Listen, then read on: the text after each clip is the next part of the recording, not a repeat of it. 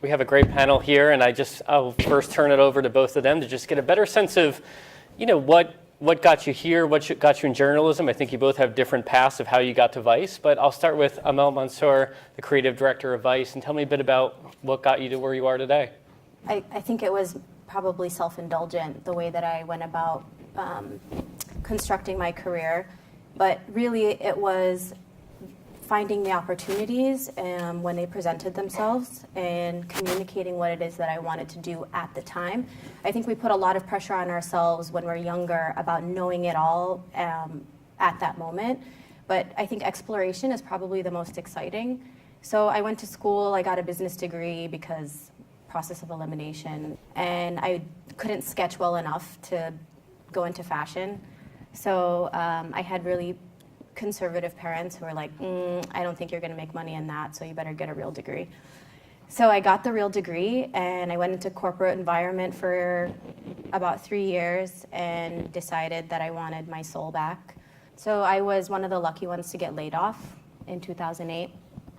And from that, I stumbled into an opportunity of working for a musician for 4 years, and he was really creative, and we worked on a lot of content. It was my first time working on media and first time working in a video medium, having to lead a team and doing it in a non-traditional space, which was either my living room or an airplane. And learning to ask for help, learning to communicate what it is that I could do and leverage my skill set. And then I went into news for a little bit because I was also a passion, and I hadn't satiated that yet. And then that's how I got to Vice. And Danny Gold, the correspondent for Vice, just got back from Iraq just a couple weeks ago. I can't follow that up, though. That was really... I've never been to Iraq, so you're okay. Yeah. God, where do I start? I wasted a lot of opportunity in undergrad. If you guys are still in undergrad, take advantage of it. And then I sort of bounced around for a few years. I did a lot of working jobs that no one should do so I could travel. Moving back with my parents a few times, which is nice if you can do that. It's not great, but it's better than having nowhere to live.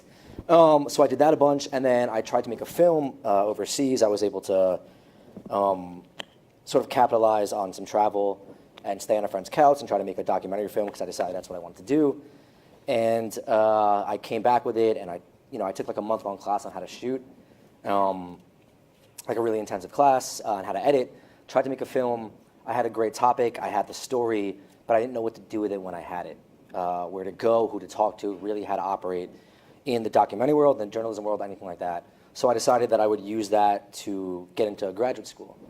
And I applied to all the schools in New York, and CUNY offered me money, so I went there. And from there, just getting to go back to school for a topic that you are actually passionate about and knowing what you want to do, which I didn't have that experience in undergrad because I wasn't mature enough to really know, it's pretty monumental. And I don't think it's necessary for anyone who wants to go into journalism or to do what I do, but for me, I needed direction. I needed to sort of take time away from everything else and spend a year and a half focusing on that. So that's what I did. So I ended up at the Wall Street Journal as a stringer for them, which is a fantastic place to work for. They pay extremely well. They're very kind, which you don't find a lot of in the like really old school New York newspaper worlds. They say thank you a lot, which was very new to me.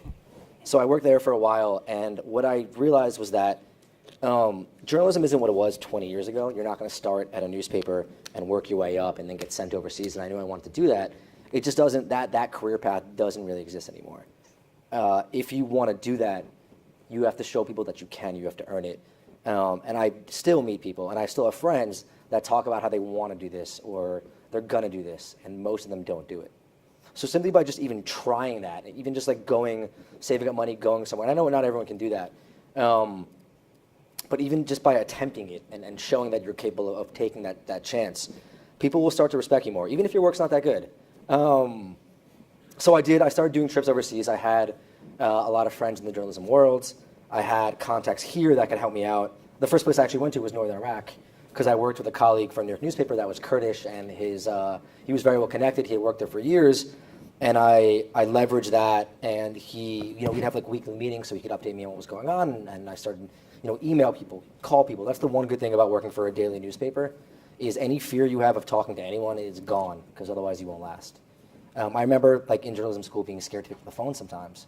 And after 6 weeks of working for a New York newspaper, which I highly recommend you all do if they still exist when you're out of school,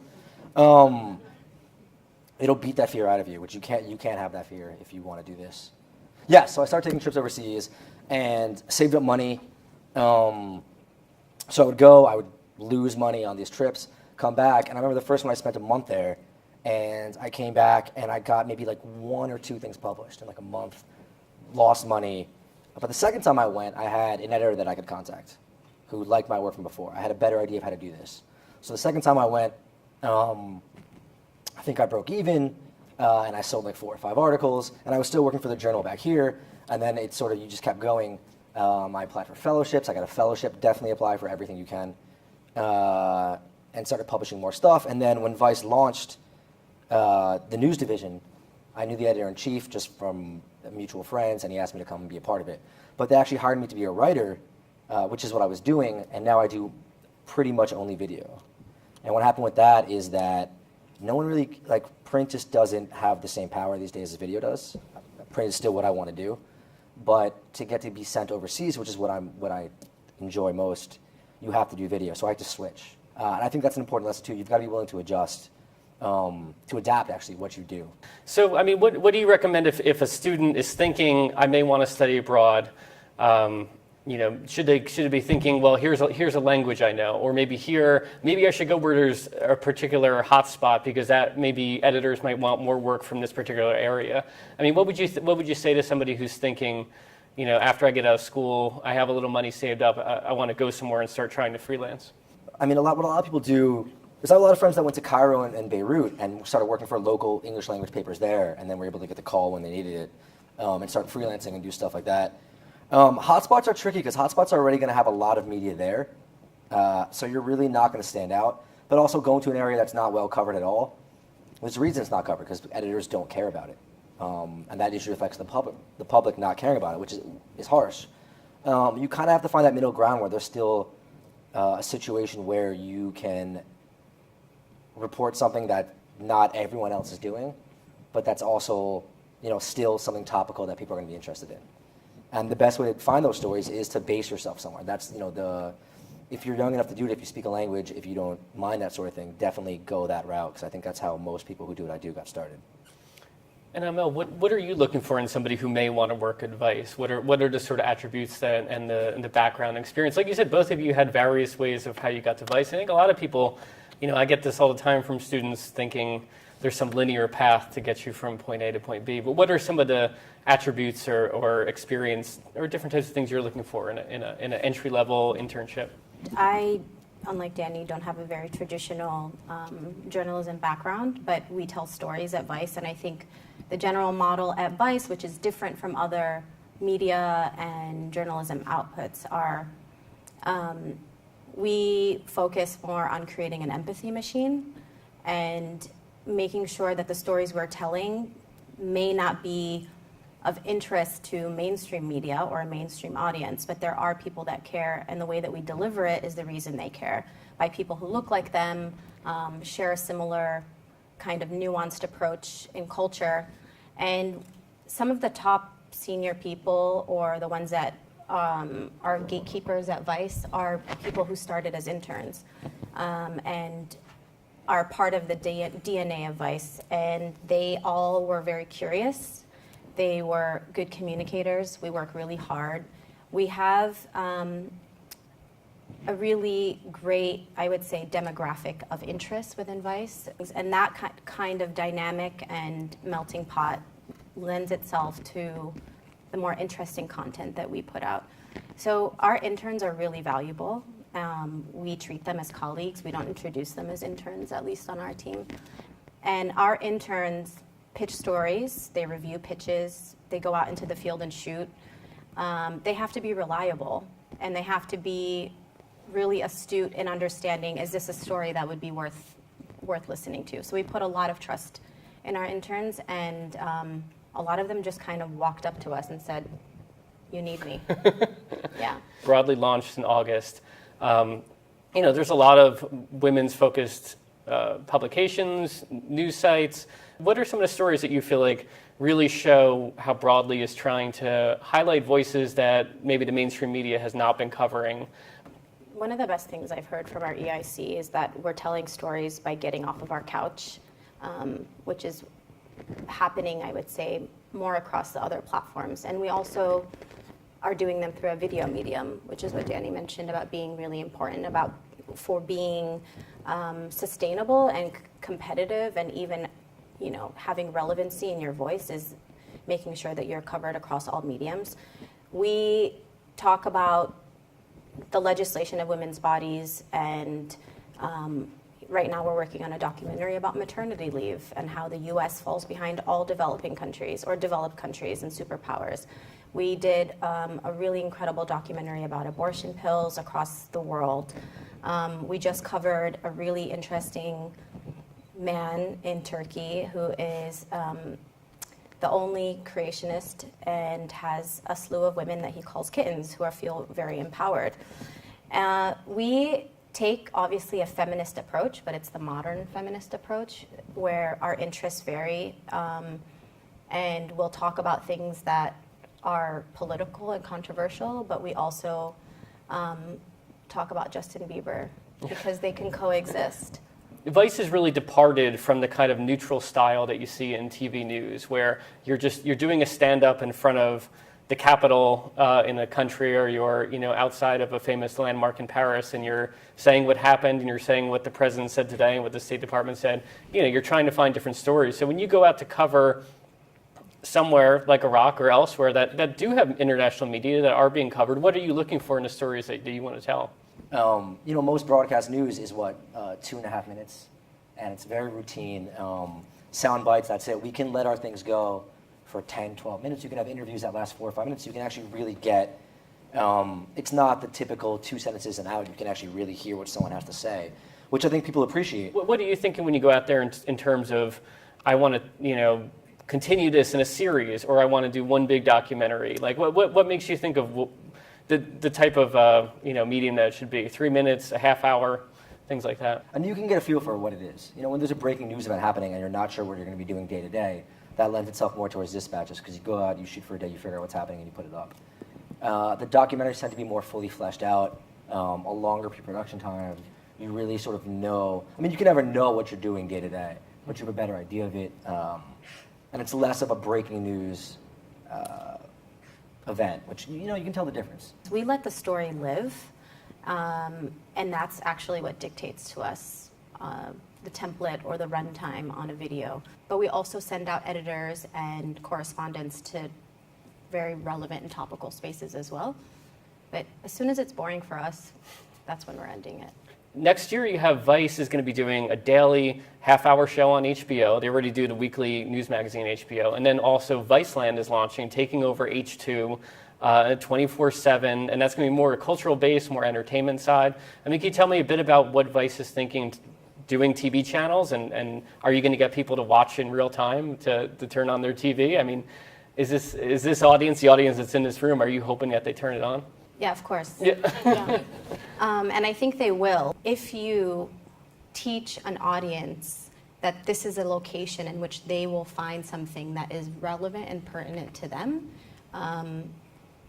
then I don't think where that medium lives is going to be a barrier. Mm-hmm. We're all interested in different things, and there's obviously a lot of cachet and equity with the Vice brand, and then us kind of going into the TV space is a really great challenge for us internally, but also showing that TV doesn't need to be a dying medium if you're telling the right stories. Mm-hmm. Do you see yourself as a correspondent almost like, you're the bridge for the audience into this world in a way? Yeah, but I think it's important too to know when to get out of the way.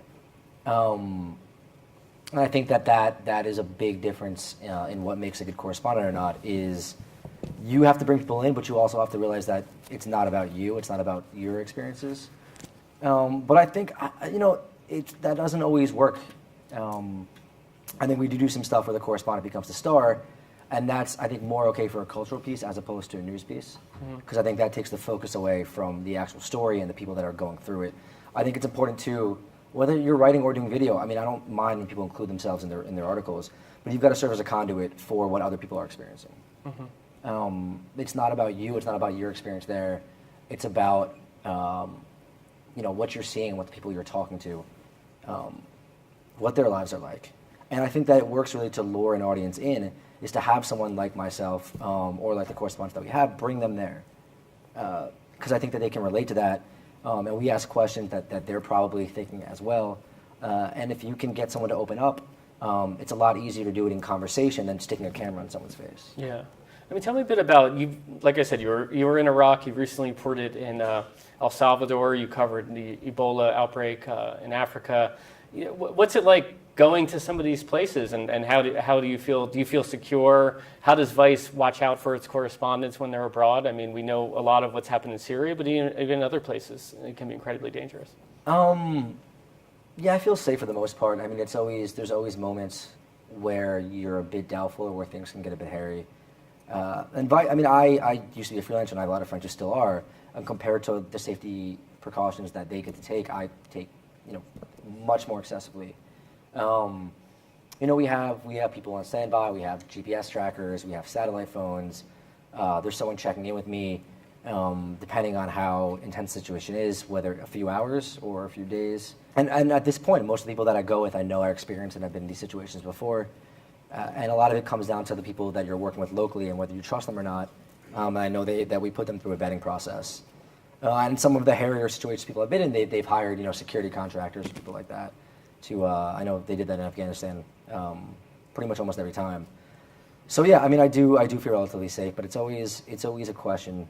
But there's ways to mitigate that. It's never like you don't run into anything head first. And even a really bad area, for the most part, can be done relatively safely. We have a really robust infrastructure, so similar to what Danny said, a lot of things, as much as possible, are going to be vetted.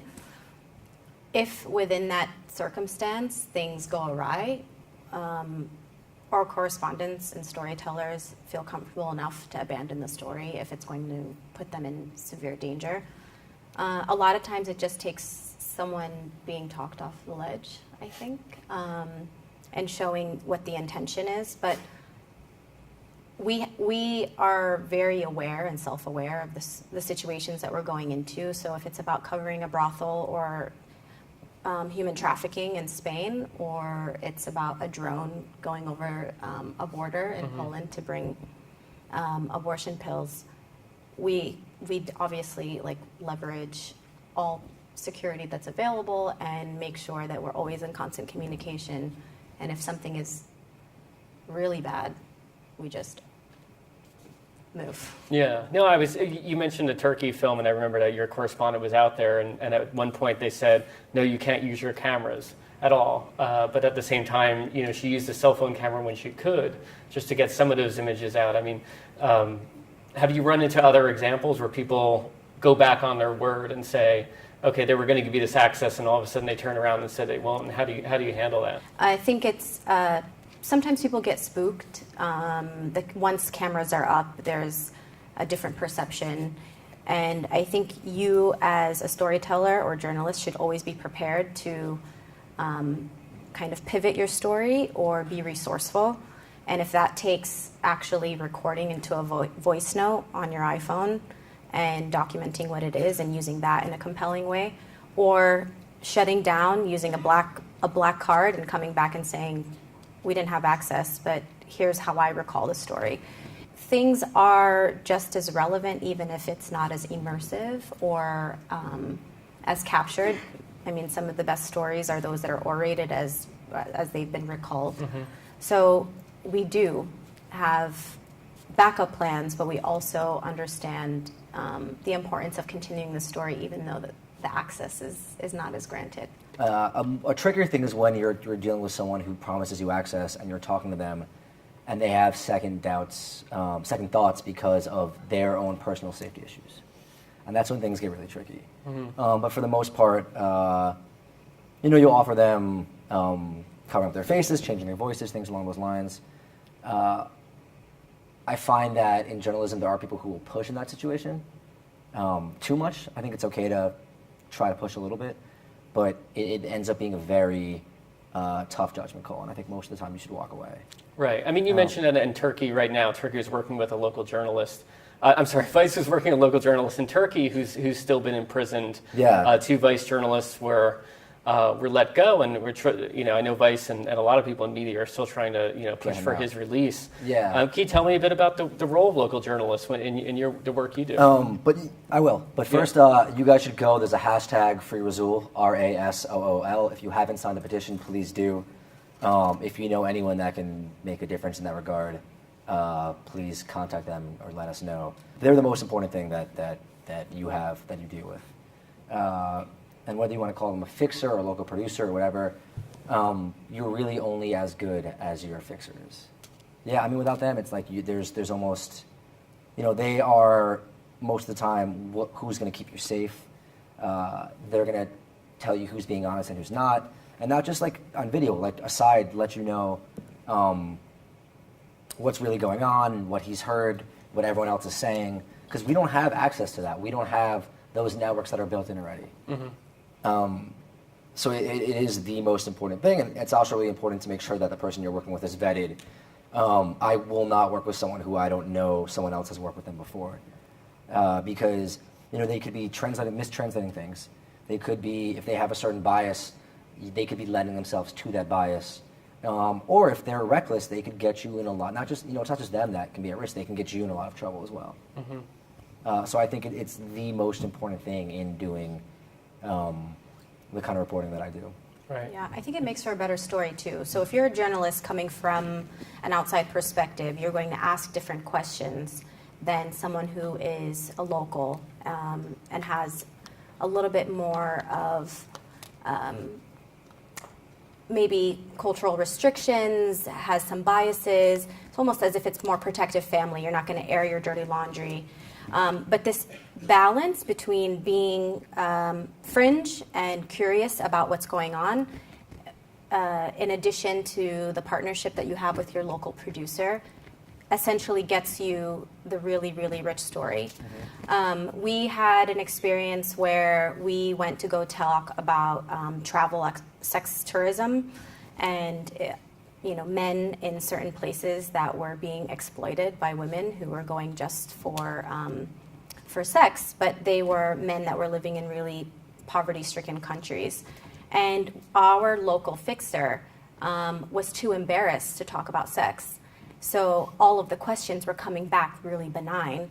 The answers were coming back really benign. And we realized maybe, an hour into the interview that it couldn't all be just, a conversation about vegetables.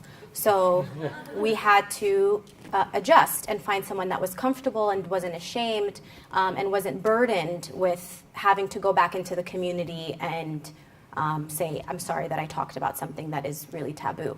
But then you have other places where a local producer or fixer that you have a really great partnership with actually uncovers and helps you uncover certain things just by reading someone culturally or understanding context for a certain space. That way, I would recommend that every single one of you really, really leverage the access that you have through the internet and through networks and how you can reach someone on the other side of the world and build a relationship with them, a cyber digital relationship and trust and telling stories, because you really are nothing without your network and relying on them, and everyone has a mutual benefit that they can.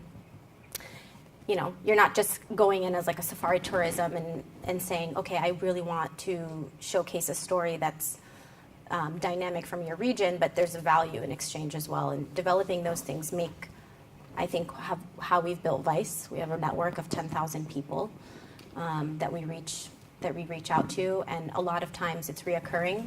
It's an in-house family that you reach out to, and then eventually, if you meet them, maybe once a year or every couple of years, it's like, what's up?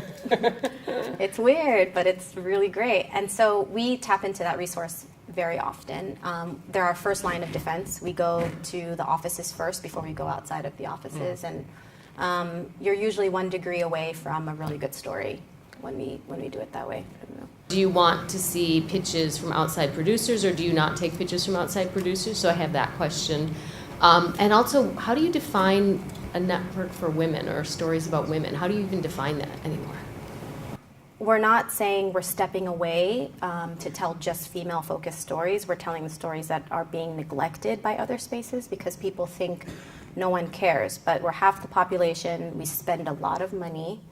So we want to talk about things we're interested in. And yes, we take pitches from everywhere, and they don't have to be fully developed. It could just be a good idea. I just wanted to know how you made those leaps, and how do you do it when you're in scenarios where you're talking to people that don't want to speak about sex, or in a culture that is absolutely nothing like yours? You can find something to relate to people with in almost any culture. This is a good story. This one I was a freelancer. I was reporting in Syria, and I was with some rebels. And we were having a very serious conversation, and I wasn't getting a lot out of them.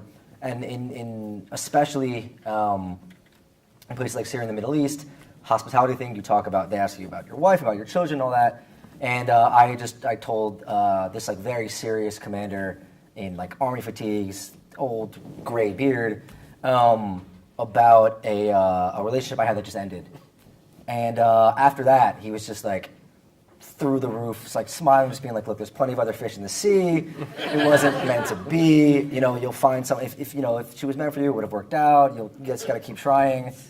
You can find something to relate to people about anything, and once you make them comfortable, then they'll talk to you about anything. And that's what your job is as a producer, as a correspondent. That's 90% of it is making people comfortable enough to open up to you and talk to you, and tell you things they might not necessarily want to say. I would say approaching it too with humility.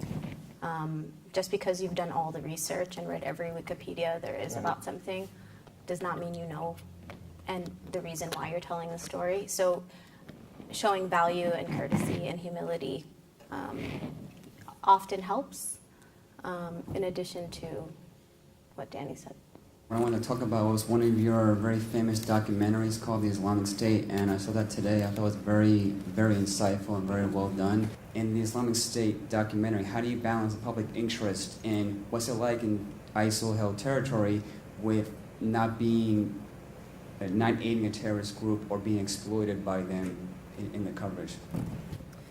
It's a good question. I mean, with most situations like that, I just was on a military embed. There's not really much you can do to cover the other side when you're with one side and they're violently in control.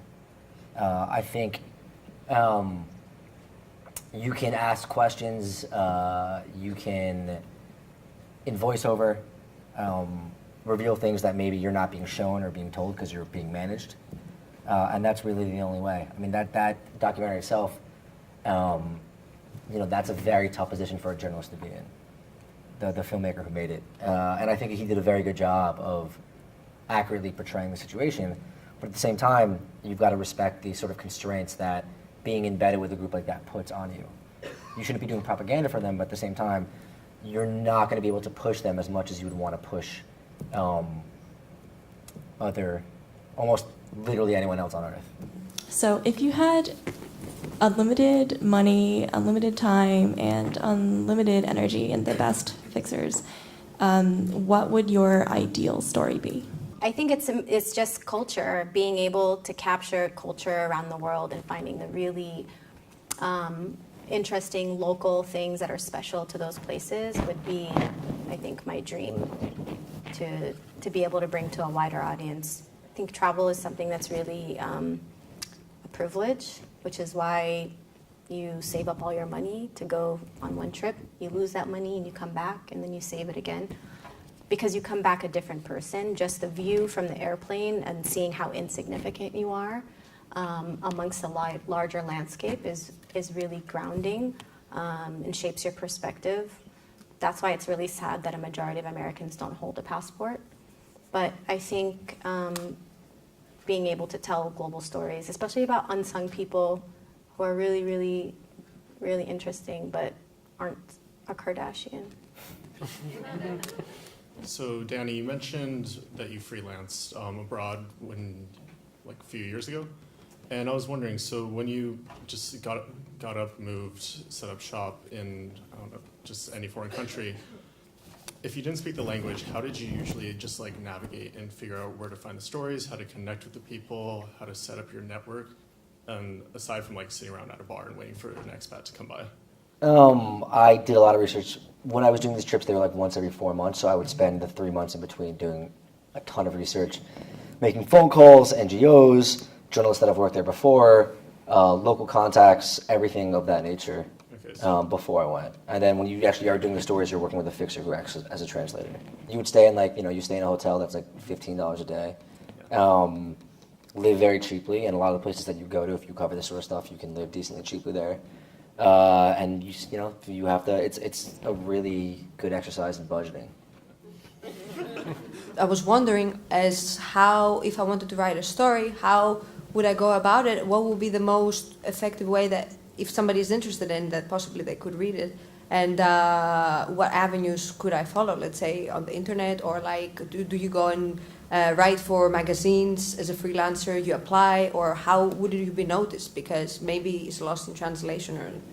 I mean, it depends on the story that you're telling and where you want it to go. You've got to figure out, you have to read a lot of other things that are coming out, whether it's magazines, websites, or whatever, find out what your voice, what you're saying, where that fits in, and then work on getting their attention. I'm really interested in what you were saying earlier about not being safari journalists.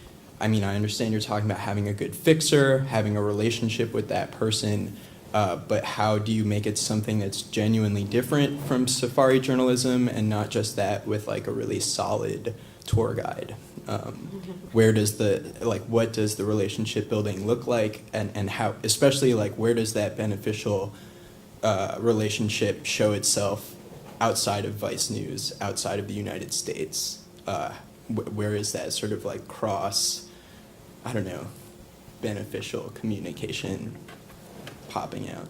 One, by being part of a profile that I feel has been exploited, whether it's a woman or African or Muslim or whatever it is. But I also think that it's done in the way that that story is developed. So if your intention is to go in and really immerse yourself and tell something that you think is interesting or should be told to a wider audience, and when I say mutually beneficial is also allowed, and it's just to reiterate that you also allow that subject to educate you beyond what you thought you were coming in for. How do you cross that invisible line from being a fixer that other people use to actually being the correspondent or pitching the story yourself? I don't know, I think if you can show that you're really capable and you build up a reputation for yourself, eventually you'll get put on. But it's tough, it's definitely an uphill battle for foreign journalists who are from an area and work as either a local, like most of the times I'll go somewhere, my fixer will tend to be either a university kid or a local journalist there who writes for their local paper. And it can be very hard for them to bridge that gap to English language Western papers or Western media. But going there, getting a few stories under your belt, and realizing what your value is and what you can contribute better than most other people can is the first step in doing that. My question is twofold. One, what opportunities, in your opinion, should undergraduates be chasing if they're interested in the more storytelling side of journalism? That's question number one. Question number two, can you put a finger on something that makes a voice more compelling or more relatable? It sounds corny, but expand your horizons. Get to know people from different areas, different things. Don't just stick with your friends. Take chances. Go to things you normally wouldn't go to. Just meet a lot of people and get comfortable talking to people from all different backgrounds. Also learn technical skills. If you know how to edit, if you know how to shoot, if you speak different languages, all those things are going to make you insanely attractive to people who do the hiring or to potential collaborators. I think getting people to open up is really, really key. And I think that being genuine comes across on camera, though I know some people who are very disingenuous and they still rise very high. For the most part, though, I think that it's being comfortable and making other people comfortable on camera when you're talking to them. Or off camera, if you're a producer, you've got to make people comfortable with you being there and having them open their lives and their world to you. where in a lot of situations, it could turn out pretty badly for them. Thanks so much. Thanks for all the questions. I really appreciate it.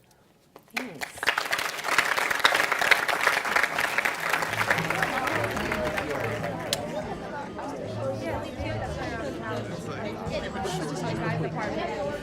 I mean,